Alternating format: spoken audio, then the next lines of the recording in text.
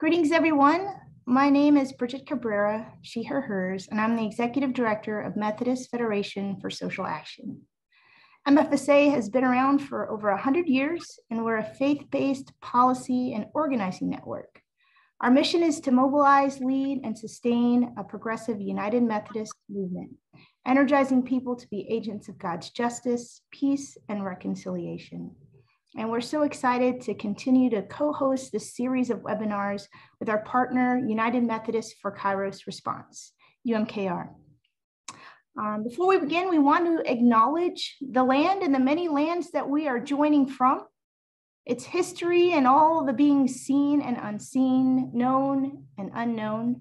And as we step into our work on our many lands, most of us as uninvited guests, we offer this work in the spirit of reparation, devoting ourselves to justice as we strive to uplift the legacy of this place and these places.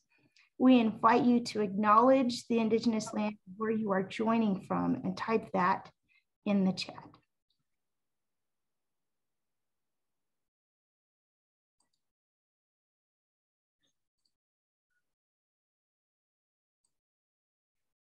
A few announcements concerning our call today. By participating in our webinars, we covenant together to co-create an equitable and brave space where we learn, engage, and grow in relationship together.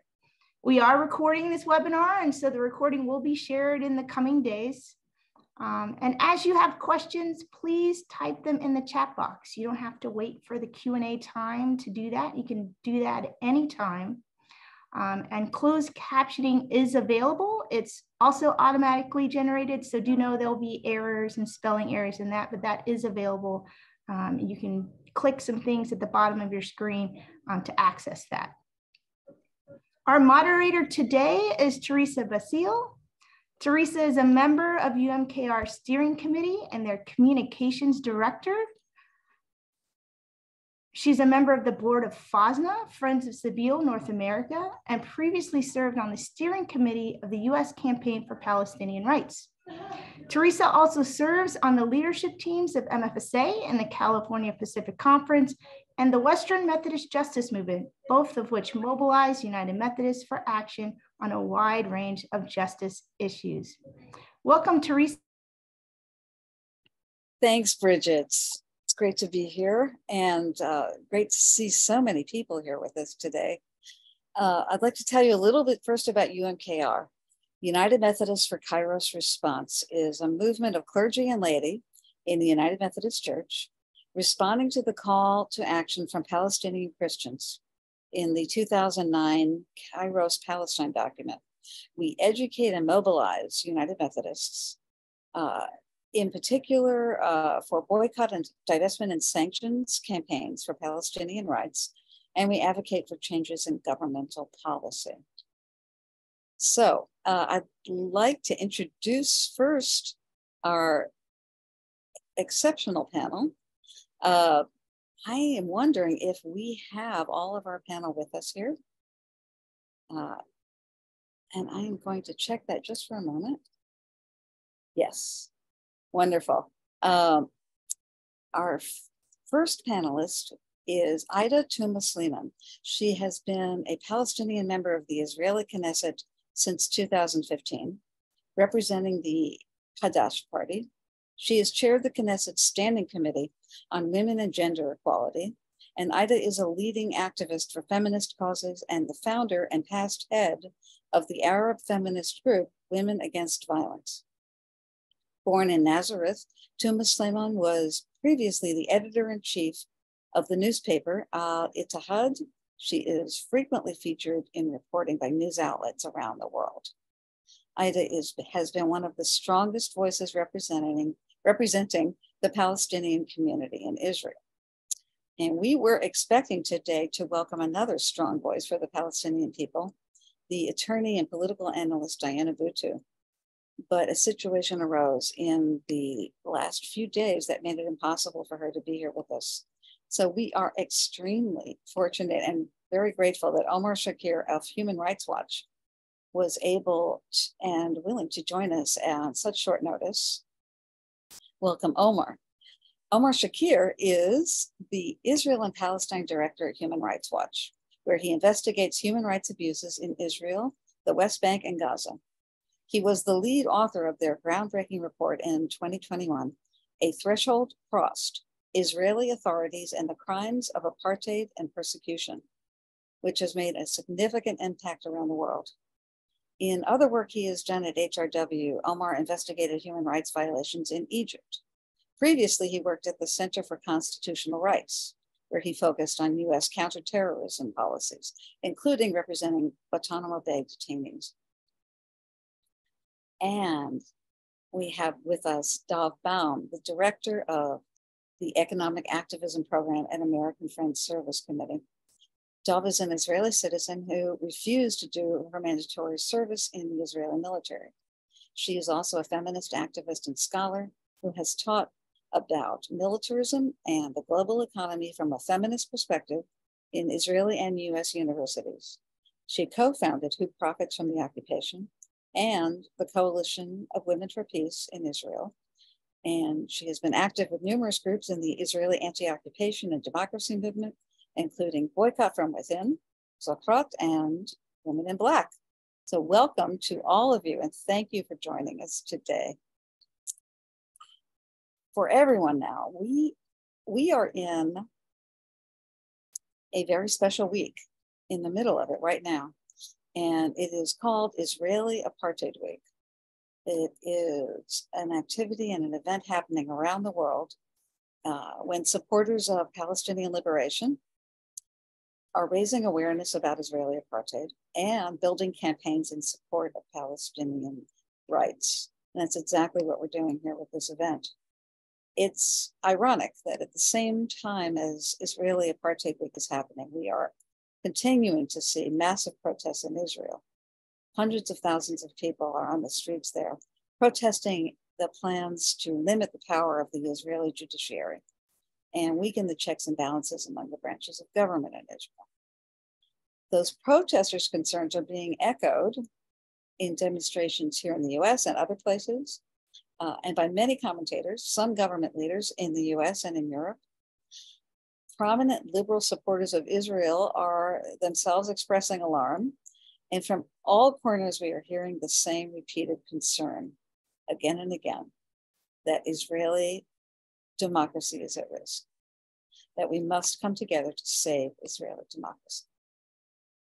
But quite a few political analysts are also noting the problem with claiming democracy for a state that leading human rights organizations have named an apartheid state. So it's not surprising that many Palestinian Arab Israeli citizens have mixed feelings about the protests that are making headlines around the world.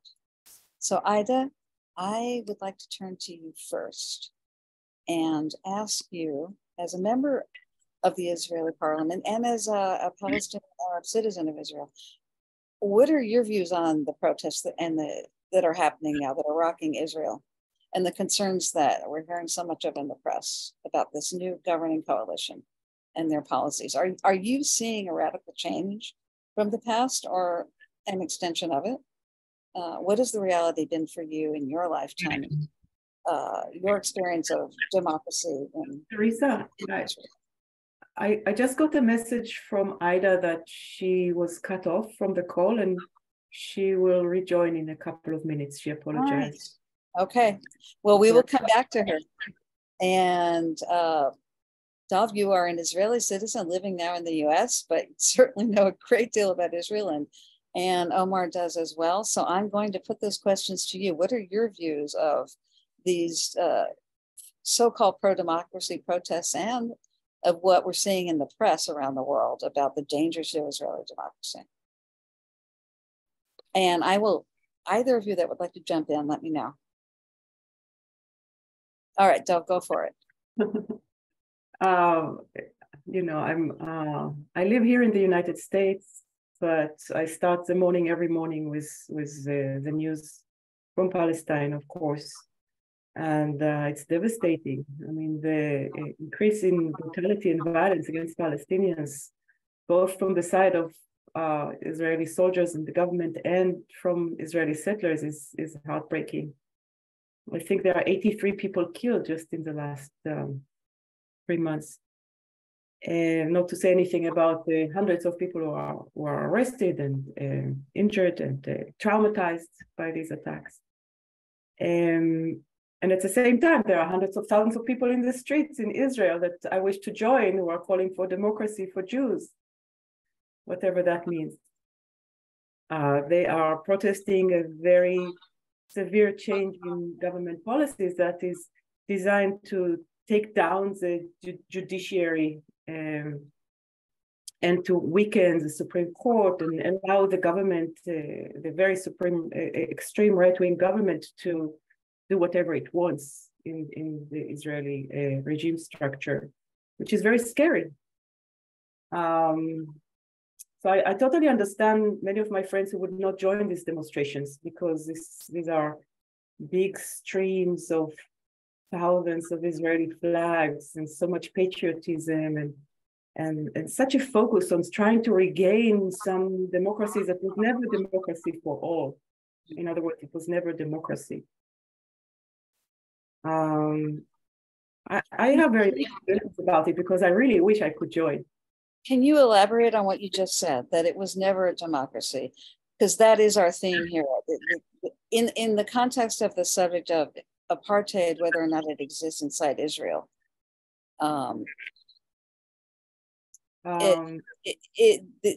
this call to protect democracy, what is your view of how much democracy has existed there, and how do you compare that to the apartheid charges?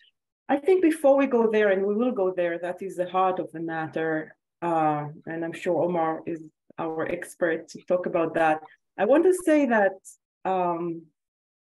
there's something. You asked about those demonstrations and the attack on the judiciary and this alleged coup that is going on right now in Israel with the wave of new legislation. I want to say that I am an Israeli Jew, and I'm also queer, and I do find it very scary. I'm worried about my own rights. So I don't want to belittle any of that. This is a real change in regime that is proposed and is rolling out. And there is a reason why hundreds of thousands of people are out in the streets. But it is also very scary that these demonstrations as a whole, not really everybody, but almost everybody there, which includes the main branch of Israeli society, the bar association is out in the streets. Former justices are speaking against it. You have major generals who are announcing very strong statements against it. So you have very mainstream, the backbone of the Zionist regime is out protesting against this political initiative. They're doing it for a good reason. I mean, there is a big, scary change that is being proposed. If anything similar, I would have proposed here in the United States. I'm sure all of us would have been out there in the streets protesting as well. But what is even more scary is that you have all these people protesting for democracy and against the potential loss of rights that about half of the people who live under the boot of the Israeli regime never enjoyed these rights. So it's scary because it shows a deep, deep blindness to where we live. What is this place that we live in? It is also potentially an opportunity to educate a lot more people who go out to the street with banners about democracy. It is an opportunity for us to ask them about democracy and say, if you want to live in democracy, doesn't it mean democracy for all? Doesn't it mean that half of the people who live under Israeli control should be allowed to vote? As simple as that. Should be allowed to protest as well. All protests in the occupied territories are illegal. Maybe they should be allowed to have some kind of freedom of speech, which they do not enjoy right now at all. So it is not surprising that when a state keeps so many millions of people under a totalitarian, brutal military regime, the same state structures will widen themselves, and that state control will leak into populations that didn't experience such restrictions before. And that is what is going on. Thank you very much. I'm gonna turn this over to you now, Omar. You can or do not have to start with the same place of the protests, because that was really a framing for the larger question of does apartheid exist in reality, both inside Israel and in the occupied territories? So if you could address that to some degree, how do we identify that? How do we know where we're seeing apartheid? Because this is something you're quite the authority on, and if you're able to share any examples with us of where we are seeing the apartheid regime in the lives of Palestinians now, that would be helpful. Sure. Let me maybe start with the discussion I had with Dov a little bit, say a few words about that, and then I can transition to that. So the first thing is to say, I think we as concerned citizens of the world should always have solidarity with any movement, whatever shape or form it takes, that's pushing for change and reform. And so I think that, there's an inherent solidarity with folks that are pushing back against efforts to consolidate power. And history is instructive in the sense that what can start as something with a limited horizon, can, with the course of time, demands can evolve. I mean, we've certainly seen that elsewhere in the region. And I think anyone who has an analysis about the protest doesn't take into account that it has many shades and flavors and differences and distinctions. But there are two different trends in the protest that are clear. There's certainly, a part of it that has a limited horizon that would be just fine with reversing the clock 3 months to how Israel was, December 15th under the Lapid-Bennett government. That is fine with the status quo that has prevailed for many years, not just vis-a-vis Palestinians, but even inside Israel. And there are many examples of that, the kind of insistence on the Israeli flag, the kind of reticence to have the Palestinian flag, etc. But on the other hand, there also are people making connections, including chants of, where were you in Hawara, among others. Now, how to weigh those two trends, I think maybe Ida would be a better place to advise us on that. But I would just say, that the battle does matter. On one hand, when it comes, the courts and the judiciary, when it comes to Palestinians, have far too often been a rubber stamp, signing off on settlement expansions, signing off on punitive home demolitions, use of force. You can go down the list. But at the same time, there is the very, very real ways in which things could get even worse. So I think there's that nuance that is so often missing in the conversation. By the way, Teresa, it's the same thing when we talk about the reality on the ground. Because on one hand, I will tell you that in many ways, the repression Palestinians face today is unprecedented, and in a lot of respects. Whether you look at the number of Palestinians being killed in the West Bank, the numbers held in administrative detention, the restrictions on Palestinian human rights organizations. But at the very same time, the difference is one of degree and not one of kind. So it's more intensity, but by the way, some of that intensity turned under Lapid-Bennett government, not under Netanyahu, and is now maybe being accelerated in some respects. So just to say my last point on the kind of government, you asked this question about democracy. And I think actually Hagai El-Ad, our friend who's the executive director of the Israeli human rights group B'Tselem, answered that question clearly when he wrote several years ago that democracy is the rule of the people, not the rule of one people over another. And it's difficult to reconcile using a term like that, when the government we're talking about has for more than 55 years denied millions of Palestinians their basic civil and political rights, not to mention many other rights, basically on account of who they are, while providing those same rights to Jewish Israelis living in the same territory. So maybe I don't know if you want me to transition now, Teresa, to your question about apartheid. I don't know if Ida wanted to come in on the government first. I think I may be mistaken, but it looks like we lost Ida again. Okay. So yes, by all means, go sure, forward. Yeah, so look, there's a lot we can say about apartheid, right? And we wrote a 213-page report on this. So I'm looking forward to the discussion. So maybe if I were to do it in short, maybe in 5 to 10 minutes, describe to you an answer to your question, I would start with the fact that there is a term under international law for severe discriminatory oppression, right? And that term is apartheid. So while many of us, we hear apartheid and we think South Africa, international treaties, including the International Covenant on the Elimination of Racial Discrimination, define apartheid as a universal legal term. It's a term to denote a specific kind of conduct that's not captured by other prohibitions. It's also a crime against humanity, defined under a convention from the 1970s, specific to apartheid that dozens of states have signed on to, and also defined under the 1998 Rome Statute to the International Criminal Court.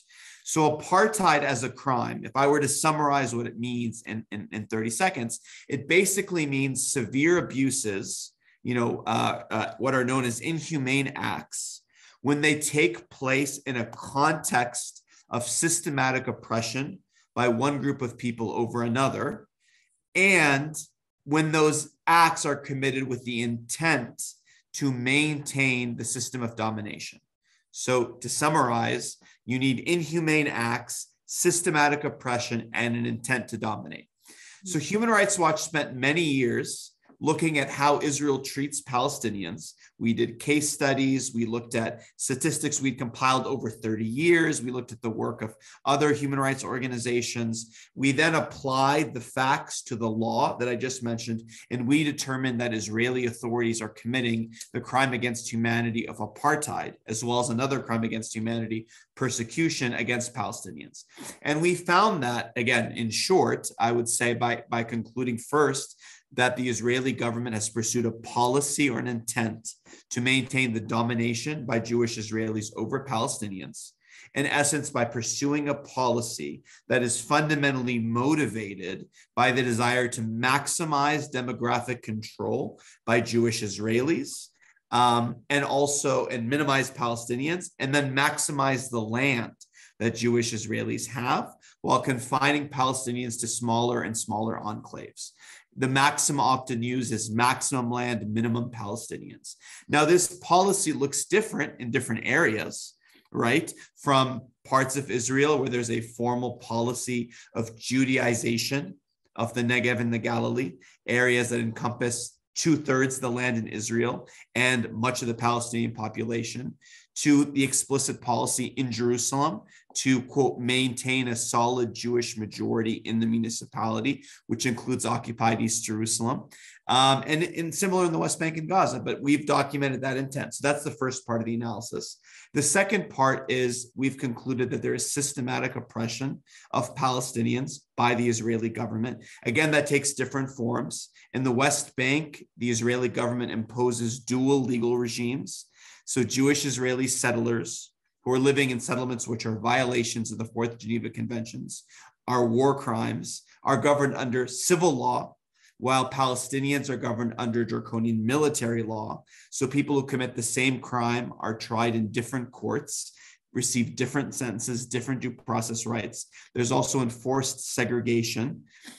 Similar dynamics in East Jerusalem, despite Israeli annexation, including different legal statuses for Palestinians and Jewish Israelis, for the most part, Palestinians being stateless residents and Jewish Israelis being citizens. In Gaza, you have a almost 16-year policy where the movement of people out of Gaza and into Gaza is effectively prohibited. Nobody in, nobody out for everybody, unless you fall within a very narrow band of exemptions, sweeping restrictions on the movement of goods. All of these policies amounting to systematic oppression. And the final element of the analysis that I'll just mention is what we call inhumane acts. really severe abuses of the rights of Palestinians. There are many examples. We focused on 5 in the report. One are the movement restrictions, not just of Gaza, but the permit regime in the West Bank. That means Palestinians need difficult to obtain permits to enter East Jerusalem or much of the West Bank, while the majority of people, for example, on this call could get on a plane, go to the West Bank, without it. It also talks about the checkpoints that exist that can turn a short commute into a humiliating hours-long ordeal, as well as the separation barrier built on Palestinian land. So that's one. I'll just mention the last one, and I'll wrap up. The second is the policies, the coercive policies that make it effectively impossible for Palestinians to build homes in the majority of the West Bank and East Jerusalem. Palestinians who receive more demolition orders than building permits, and the demolitions that result as a result, forcing Palestinians to leave their homes. There's also the confiscation, expropriation of Palestinian land, more than 2 million dunams, 1/3 of the West Bank, largely given to Jewish Israeli settlers, and that reduced Palestinians to living in dozens of disconnected enclaves. There's also the sweeping restrictions on the civil rights of Palestinians that I mentioned before, the right to assembly, expression, association, and finally, the hundreds of thousands, if not millions of Palestinians that have lost their right to reside in their homes, especially in the West Bank and Gaza, but even inside Israel, because they were abroad for too long or because they weren't there when the occupation began, and for other reasons. Putting this all together, Human Rights Watch concluded that the Israeli authorities are committing apartheid against Palestinians. That was extraordinary. Thank you, Omar. I've never heard quite so comprehensive and succinct a presentation on this subject. I am going to, rather than do a follow-up, there was so much meat in there. I'm going to turn now to Ida, and thank you, Ida, so much for hanging in there and coming back again and again. We're glad that you made it here. I know it was difficult for you to get to be with us today on Zoom. I'd like to ask you now a question that might pull together what we've been hearing from the others, although I know you haven't been able to hear it. We started off talking about the current protests in Israel and what many of us in the West are reading in the press and from political analysts, commentators, great concerns about the need to save Israeli democracy.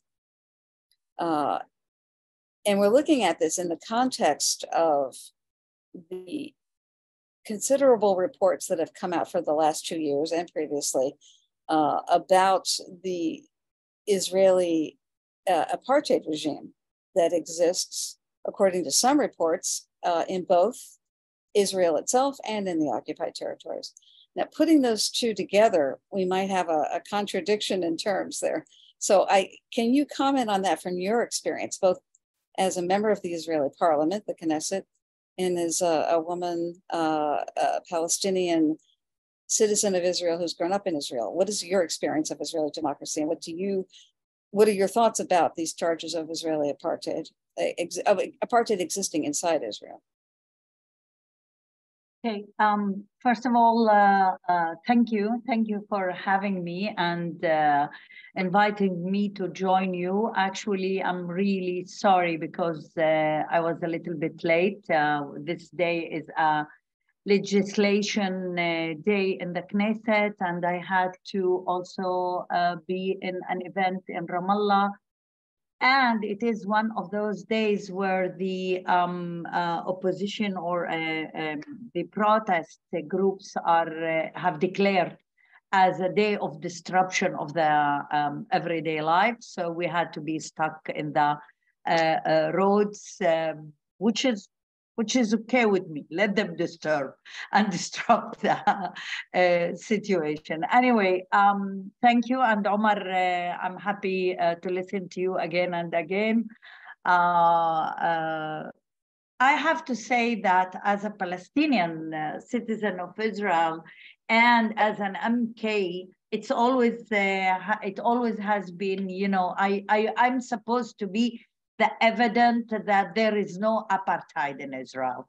just by saying I'm Palestinian, citizen of Israel, I'm representing my community and the Jewish democratic forces in the Israeli parliament. That should be like denying any possibility of accusing Israel as an apartheid, which is used usually by the Israeli government or even some of those who are sitting in the opposition today, but do not differ very much from their ideas of the coalition or the government. This is not true. I think that Omar has, and the report they wrote in Human Rights Watch and the international decisions, say it very clearly, apartheid is not being only, is not about being able to elect or to be elected. This is not the definition of not having an apartheid. The everyday life, all my life, I've been experiencing policies of discrimination, policies of rejection from the Israeli authorities and governments. We've been oppressed for many years. Nobody, maybe some of you don't know that we lived under a military regime up till 1965. That's true that that regime ended at that time. Life used to look very much similar to what is going on now in the West Bank, but it doesn't mean that we lived in a real democracy. More even, in the last few years, we have been experiencing a deterioration, especially since the Jewish nation state law, which in my opinion is a marking point in the, or a turning point in the way of how Israel is identifying itself clearly even to the world. Israel, the law says, which is a basic law, should be part of the constitution to be, if ever there will be a constitution. It depends if they decide to clear and put it on paper, where are the borders of Israel? And this is an issue that is, in my opinion, one of the most problematic issues today in Israel, because the real struggle that is going on, in my opinion, it's not about the judicial system. Attacking the judicial system is only a tool in the hand of the ultra-right-wing forces that are sitting in the government in order to change the whole identity of the state, in order to reach their dream of the greater Israel land. And if you read the Jewish nation state law, it starts with the greater Israel land is the homeland of the Jewish people. This is the main idea behind the policy that is led by this government now. For the first time in the last 20, 25 years, the ultra right-wing, very religious Zionist groups reached the government. They are sitting in the government, and only the right wing is sitting in the government. For the first time in 25 years, maybe, we have only right-wing parties sitting in the Israeli government. It's not right-wing. For me, you have to understand, part of those who are sitting in the opposition for me are right-wing. But we are talking about a government that Netanyahu is supposed to be a center, if you compare it to the other components of the government. These groups have a window of opportunity to reach their dream of the greater Israel land as a homeland of the Jewish people. It means they are not thinking anymore, and they are planning to conquer back all the areas of the West Bank and even Gaza. You won't believe it, but they are willing to do any crime that you can think about, including what happened in Hawara 2 weeks ago, including what is happening every day on the ground by settlers attacking Palestinians, and accompanied by the Israeli army. You should understand, yani, settlers do not go by themselves alone to attack in villages, in Palestinian villages. They are doing this accompanied by the Israeli army, protected by the Israeli army, including transfer, like it's going to happen, for my regret, if the world do not wake up, in Khan al-Ahmar and in Msafir Yatta. Why I'm saying this? Because the same policies and crimes that they want to do and to implement, they are willing to implement inside Israel toward any of us as Palestinian citizens. Look what's happening in the Negev. And I'm not, you know, in the past when we used to say these words, people used to take it as, you know, part of our fears. This is what we are fearing of.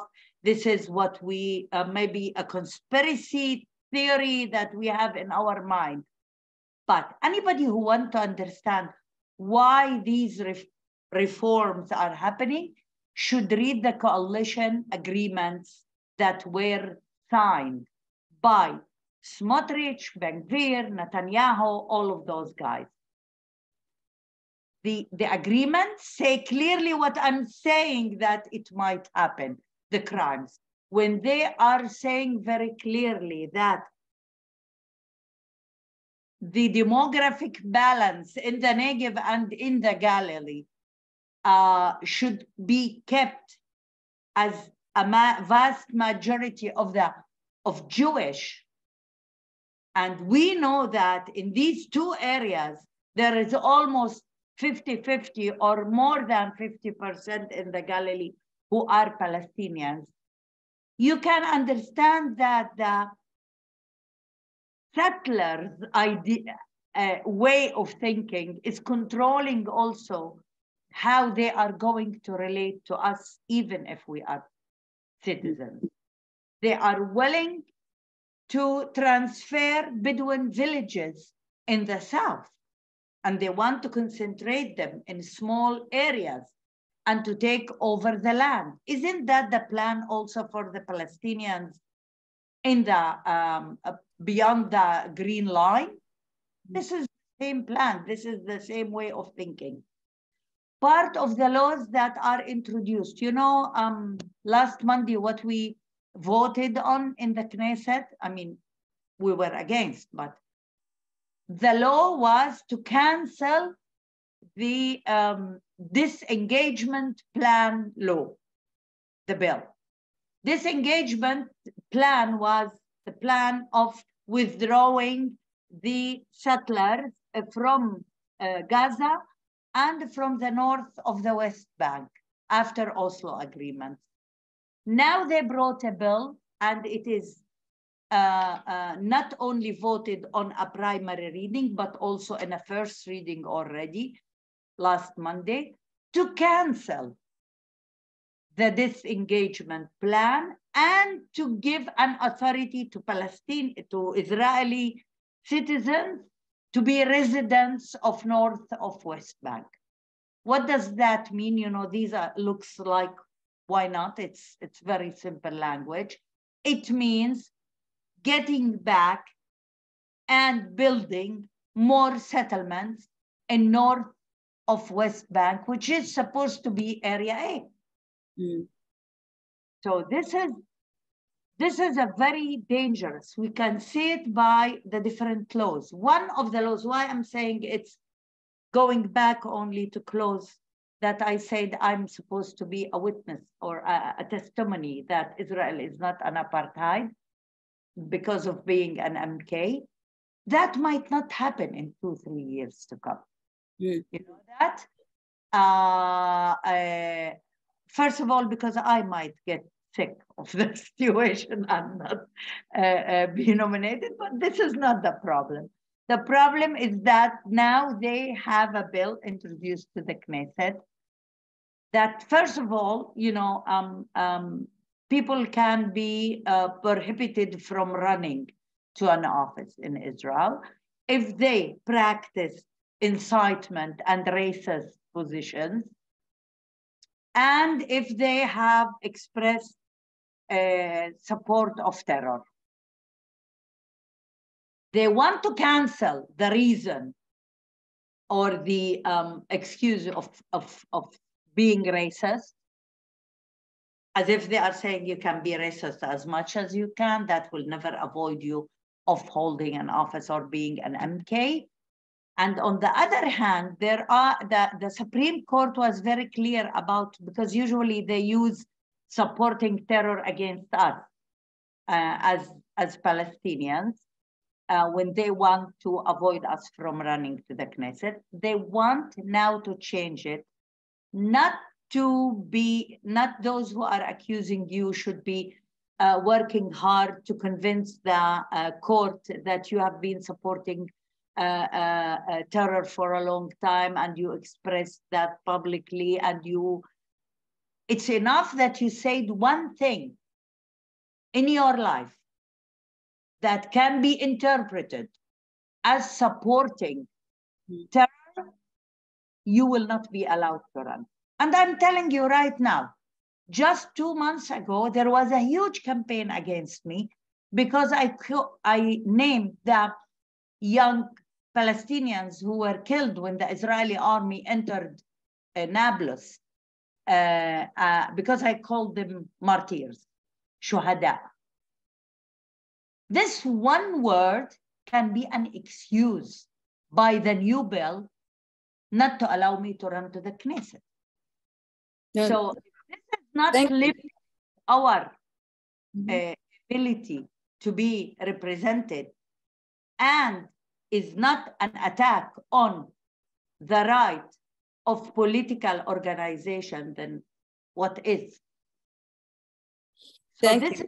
Ida, thank you very much. That is a fantastic overview of the many challenges that Palestinians are facing inside Israel and in the West Bank. The legal obstacles, the manipulation of the law, the day-to-day realities that you're facing there. And thank you, Omar, for that, for setting first for us the foundation of understanding what the structure of this is and how we understand from a legal point of view that everything that Ida was describing is in fact an apartheid system. I'm going to give you all one more moment to comment on what we've already been discussing and then segue to something that we can be doing about this, everything that we've been hearing about. So do others of you have comments on what Ida was sharing or other thoughts to share on this part of our conversation? I just want to emphasize that what Ida says is so critical, because I think part of the problem is this tendency to view the situation as these two different realms, right? That there's, democratic Israel and there's the occupation, but in reality, there's one underlying government, there's one underlying system that rules between the Jordan River and the Mediterranean Sea. And I think part of the conceptual shift here is not only the recognition that apartheid is the reality for Palestinians, but also is to understand the reality that, the fundamental governing principle here between the Jordan River and Mediterranean Sea is that Jewish Israelis are privileged wherever they live. They're governed under one system with the same rights. They can move freely, whether they're settlers, whether they're in Israel proper, while Palestinians, wherever they live, are discriminated against and repressed at different degrees of intensity, so that there are differences, of course, in the treatment in different areas, but there is no square inch of land between the Jordan River and the Mediterranean where Palestinians enjoy the same rights as Jewish Israelis. So the quicker we realize that apartheid is not a regional anachronism, it's not a specific thing of certain areas, but rather is at the foundation of the system of Israeli rule, the closer we are to a resolution. Dove, do you have anything you want to add to that? Or if not, that's fine, but if you would, please do. I want to say this is really heartbreaking. I want to bring in the heart. I cannot imagine what it's like to be you, Ida, now with this barrage of legislation. It's like every day they make up new bills and new initiatives to just take away more of people's freedoms and people's ability to live their lives fully and with dignity. And it's heartbreaking. And it also feels overwhelming because what can we do? It is just this, the situation was so bad to begin with, and now it is getting worse. And Israel is enjoying so much international impunity, and we hear so little of all this in the news. And the world is full of so many other problems, and people are busy, and it's really, I just want to say it's really heartbreaking. And I also want to add that it is important for us to read those reports about apartheid, like the one written by Omar for Human Rights Watch, and to learn the language and know how to explain it to others. But beyond that, any of you who've ever visited Palestine, you know that the words are not necessary. You know, you see, you feel the injustice. You see the injustice, you feel the injustice, you want to do what you can to stop the injustice. Desmond Tutu visited and said this is worse than what we have suffered as Black Africans in South Africa. And that was many years ago, before these reports were. That's a great segue, because bringing up Desmond Tutu and South Africa, you know, back when the world finally woke up to apartheid in South Africa, many people, whether they had ever even been there, became passionate enough that they felt they had to do something about it. And successfully, millions around the world came together to take all sorts of actions in their communities and with their governments to see that apartheid regime ended. And today that is possible, and there are people trying to come together and do that for what we've just been hearing described for the last 50 minutes that exists in Israel and Palestine. And one of those efforts is something very new, that an initiative that Dov is leading in a coalition, and that is the biggest thing, in fact, that we've come here to hear about today. So Dov, would you tell us about this justice initiative? Yeah, thank you, Teresa. I think you're part of this coalition as well. So I just want to give credit where credit is due. Over the last few months, we've been meeting with members of faith organizations and other organizations, trying to create a coalition that will help us build an anti-apartheid movement in North America. This is really not, I wouldn't call it a campaign, I would call it more like a movement building initiative. And we call it Apartheid-Free Communities.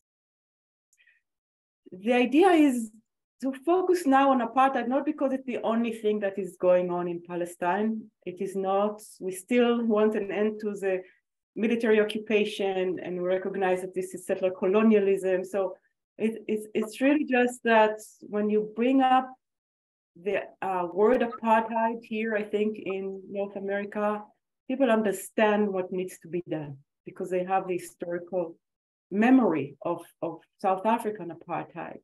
What do you do with apartheid? You cut your ties to apartheid. And the call from Palestinian civil society to us is always very minimalistic. Just stop supporting apartheid. What does it mean for us to stop supporting it? What does it mean for us to stop being part of the problem? So this is really new. We didn't even launch it publicly. So we're just trying to roll it out and see who would join us at this very preliminary stage. Let me share with you our website. You can find it on apartheid-free apartheid-free.org.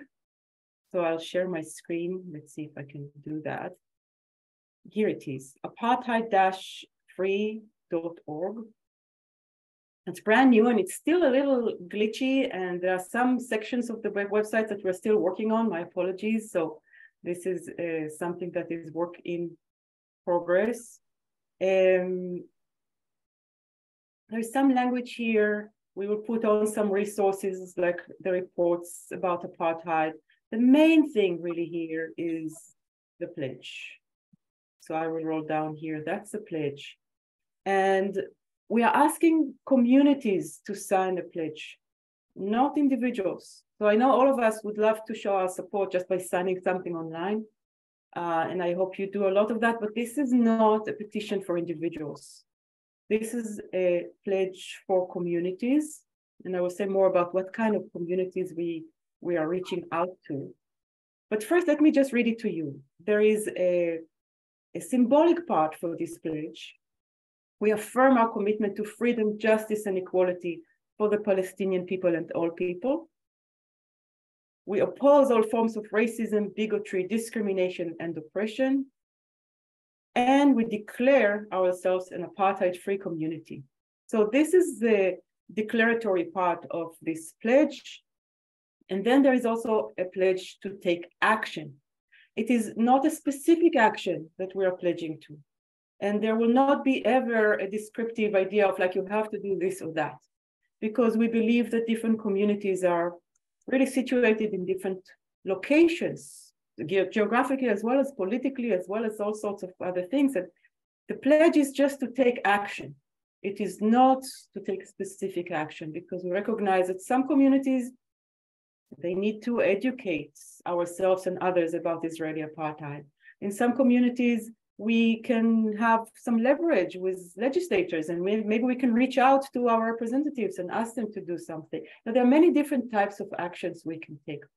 But the pledge is to join others in working to end all support to Israel's apartheid regime, settler-colonialism, and military occupation. What are we trying to achieve with this? At this stage, we really are trying to get more faith communities to sign on. It is okay if you get your, firm to sign on, your school to sign on, preferably your city to sign on, your state. Why not? Let's go for state. We can imagine. But really at this stage, we really want to see congregations and faith communities that can sign on, because we're building an ecumenical joint voice for Palestine and against Israeli apartheid.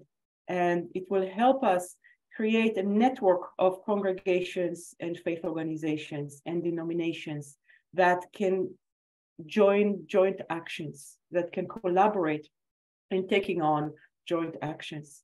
So preferably think about the congregation that you're a member of and see what would it take to educate others and to get them to sign this pledge. Signing the pledge is a commitment to action, which means we will take all these groups that have signed the pledge and add them to a network of communities that will get information about new campaigns, will receive calls for joining different actions, and can decide what they want to do or not do about it. We will also share with all these signees a library of resources, videos that they can show, educational study guides, as well as lists of existing campaigns that they can join. So we are hoping to create all these joint resources that can help these communities organize. This is really the long haul. Many of us have been in this struggle for many years, and we know how hard it is to read the news every morning. And this is an attempt on our side to create something that is long-lasting, something that can grow and build over time into a more meaningful movement that, inshallah, we hope will have some kind of political impact and leverage. Fantastic. That was a very comprehensive presentation. Thank you. I think even if I wasn't in the coalition, I would have a fairly good idea now of what we're trying to do here. But I'm wondering, how did that strike you, Omar and Ida? It's probably the first time you've heard this. So do you have some thoughts about this campaign now that you've heard about it? Ida? Yes, well, first of all, Yani, it's really, I'm trying, it looks like lack of sleep for many, many days is striking me now when I'm trying to find the words in English. So please be patient with me. I think it's a great idea, first of all, in order to make more people, before reaching the point where they commit themselves, at least understand what you're talking about. We are trying to explain the idea of apartheid. Israel has been very well sold to the world as the only democracy in the Middle East. And coming right away and saying that it is an apartheid regime, we are not only talking about occupation. To explain occupation has been somehow difficult. To add to this, that we are not only saying there is no democracy, we are saying that it is part of the DNA of the regime today is to practice apartheid. This is, I think, more difficult, and I know a little bit about the different, how in the United States look at the situation in the region. I think it's very brave to start such a campaign. But I have to say one thing. It's very important to invest for the long run change. But we are now under, in a crisis situation, in an emergency situation that I'm telling you. I say that the attack on the judicial system is only a tool to reach something. If they manage with this, it will be much, much more difficult to withdraw back or to change the situation for the better. So we need to hear the voices that are supporting what we are trying to face here now also, not only for the long run. I'm telling you, the fact that Smotrich couldn't find anyone to meet with him in the United States, if it wasn't so joyful to look at him at that point, it would have been, that kind of actions that to put pressure on your representatives in the Congress, to your congressmen and women, to tell them that they need to stand up and do something. We are not saying that they should leave everything in the United States and join us in the struggle here, but at least to have a clear position to make this government understand. And I'm telling you, as much as we want to think, Netanyahu is still a little bit sensitive to the international arena. There is a need to make them understand that the world will deal with them differently if they continue in this. And I think for this, we need actions that not only for the long run, but also here and now. And thank you, Dov, for your work. Thank you, Ida. That was very helpful. And I forgot to mention to people long before this moment that we were planning to go past the hour for this webinar. We're going to 75 minutes in case anyone is wondering what is happening.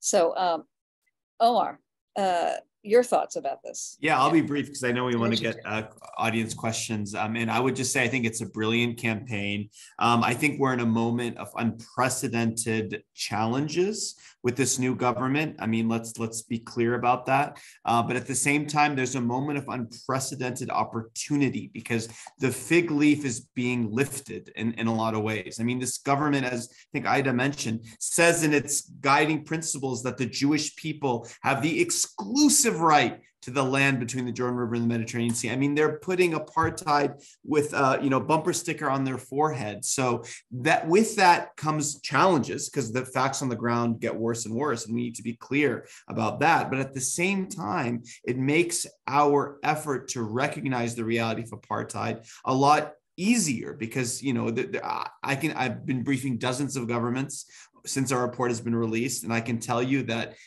I get almost no pushback ever on our analysis or how we apply it, but especially in the last couple of months, it's just been, nobody's really pushing back. And I think the bottom line is we need to coordinate better to take advantage of the opportunities and be able to deal with the challenges. And I love this campaign also because it focuses on what we share. There could be differences between different groups and strategies and approaches, but the pledge here is to take action, right? Because we all need to take action. And it can be a broad umbrella to organize people to organize around, but there might be differences in our analysis, but we all see it's apartheid.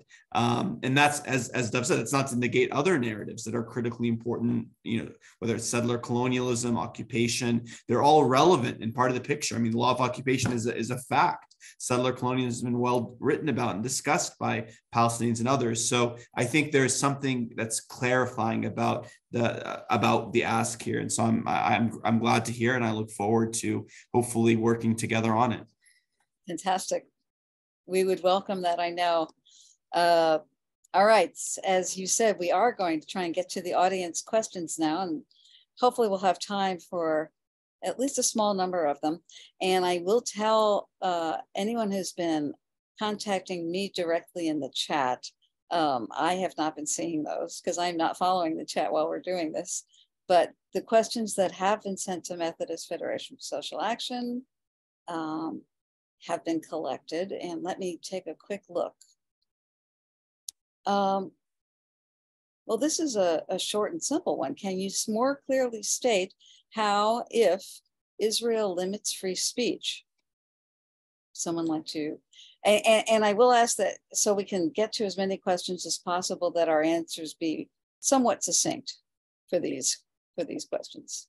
I'm happy to take that one very quickly. I mean, in the West Bank, military orders are quite explicit. You get 10-year jail sentence if you if we gathered like this, more than 10 people without a permit, 10-year jail sentence. If you're part of a hostile organization, you could be subject to a multi-year jail sentence. That's freedom of association. If you carry a flag, if you engage in all sorts of different protected activities, that's all prohibited.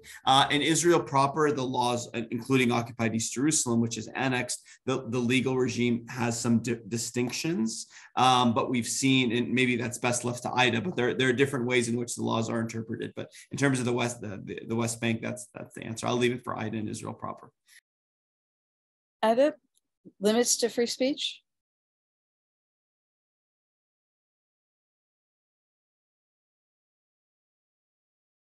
Oh, you're muted. You are muted. There you go. You're fine. I'm fine now? Okay. You are. If you wanted to speak about limits of freedom of speech. Yeah, that was ironic, yes. Anyway, well, first of all, I have to say that things are changing rapidly in this issue. More and more legislations are taking over and trying to, there's a horrible law that's called anti-terror law, which is the terror law, which is almost everything that if you are accused that you've been doing this because you have intentions of committing terror, that means immediately, even by publishing, we had people who been brought to court because of publishing a status on Facebook that included something. We just last week, there was an issue of a student who read a poet of Mahmoud Darwish in one of the events in Beersheba University. And she was brought into, oh my God, I'm trying to find the word, a kind of a committee in the university, and she was punished for reading that poet, that including again the word shaheed, which is a martyr. And she had to go to the, we had a big campaign supporting her, and then brought the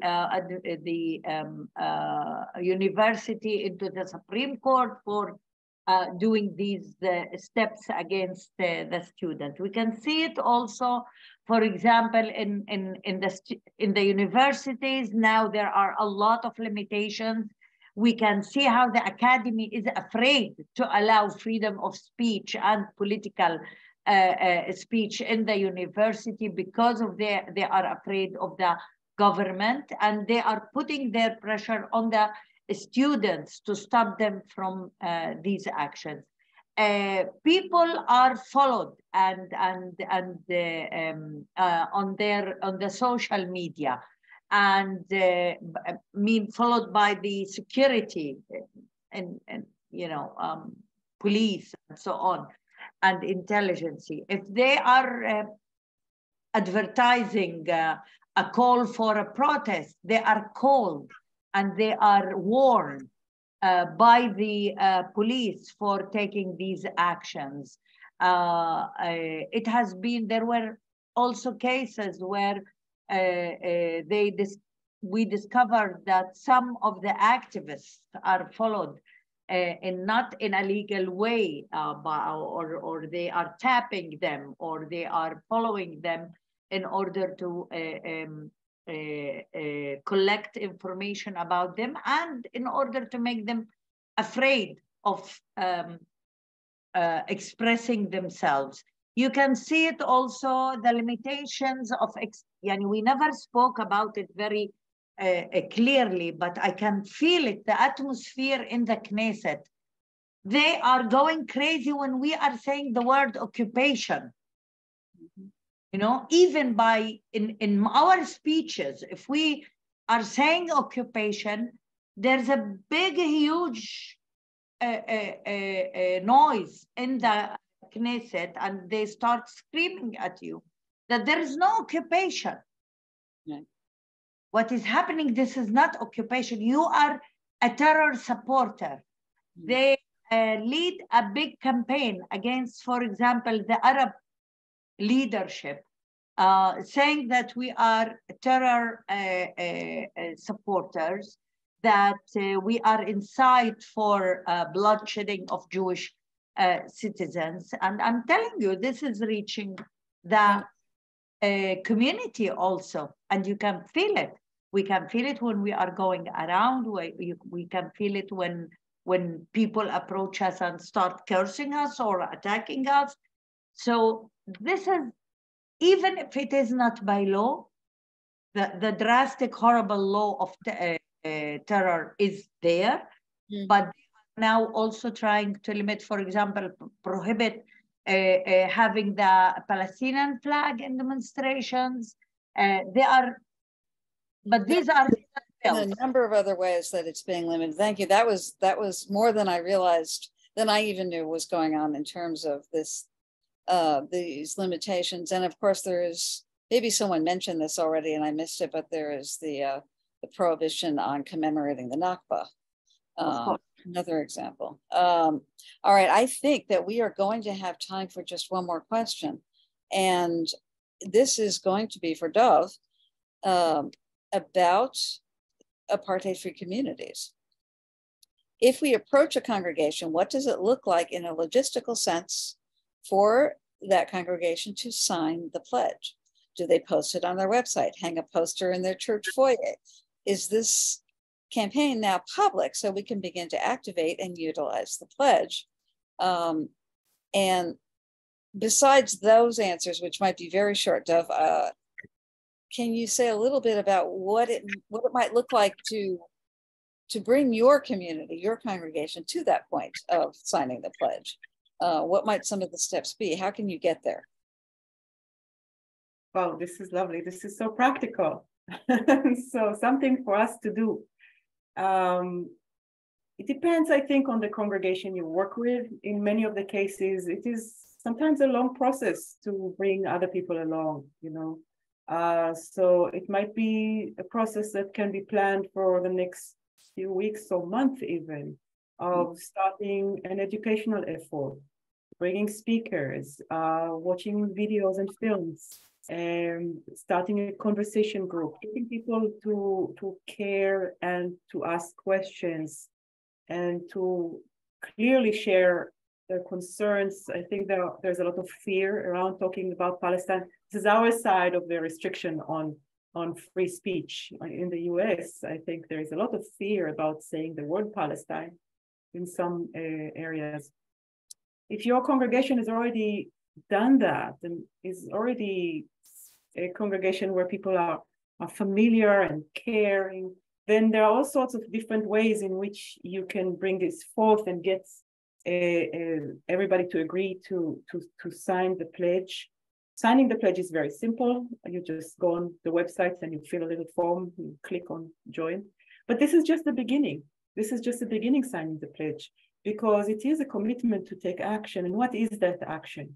So we hope to have on the website soon, in a couple of weeks or so, a menu of possible actions. Yes, put posters. We are going to produce beautiful posters and hats and whatever. I know it will be wonderful. So you can put posters everywhere. That is great. But also think, what does it mean to be an apartheid-free community? Now, first of all, it is aspirational. We are not apartheid-free, even if we declare ourselves to be apartheid-free. So what does it mean to take on that aspiration when it comes to our role locally in our own communities? And what does it mean as citizens of the United States or Canada or whatever citizens you are? What does it mean as consumers? Maybe there are corporations that you have a relationship with as workers or as consumers or anything like that, or as investors that you can try to influence.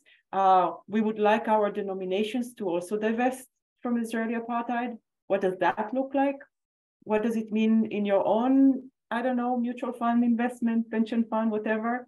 There are a lot of questions. This is just the beginning.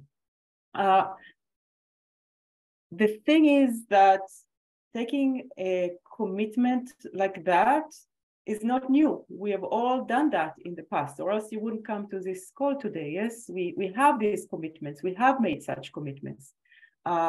This is an opportunity for us to make this commitment with others and create a platform for larger campaigns.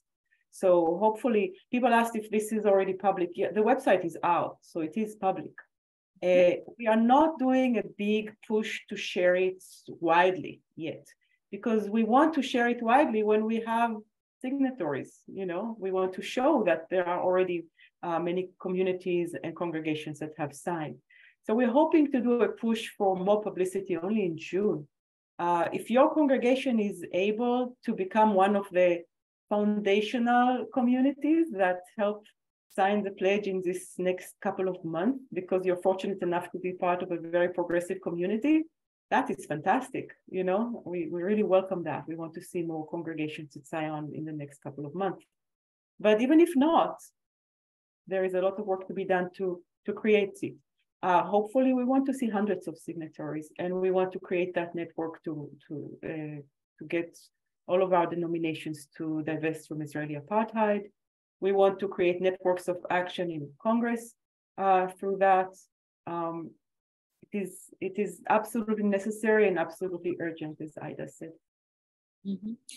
That's fantastic, Dove. And I think, well, I think you covered everything they asked. I will just add myself that that idea that was raised in the question about, yes, posting it online would be fantastic. Part of the action can be proudly letting others know we have made this decision in our community and this is why we did it.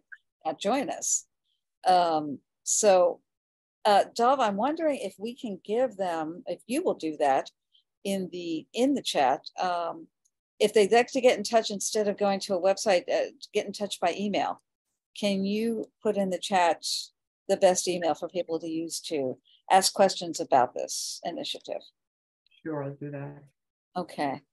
And while you're doing that, I want to say thank you very much to all three of you for getting here, in spite of all the obstacles we've had, the last minute notice for Omar and the great difficulties Ida was having. Thank you so much for sharing your time and your expertise and your knowledge. This was a great conversation. And Bridget, I'm going to turn this back over to you. Thank you for having us. Hey, everyone.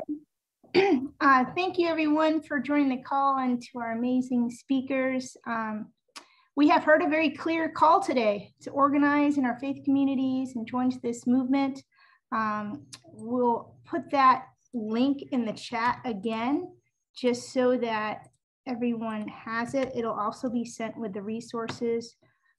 That's great. And also, our series of webinars are all on YouTube. And so those are also great resources as you're, speaking to your congregation or Sunday school classes or people in your communities. That's a great resource to just share with folks. We'll put that in the chat as well. Everyone will be emailed the recording of the webinar today, along with the information for our next webinar. Our next webinar is coming up in May. It will be focused on the 75th anniversary of the Nakba, which is this year. Nakba is the Arabic word for catastrophe, and the Nakba refers to the ethnic cleansing of Palestine for the establishment of the state of Israel, a crime that continues today. The Nakba is the foundation of all that has happened in historic Palestine since the 1940s, and we hope you will join us in May for this important conversation. Again, you will receive more information about the next webinar. Thanks again for joining us.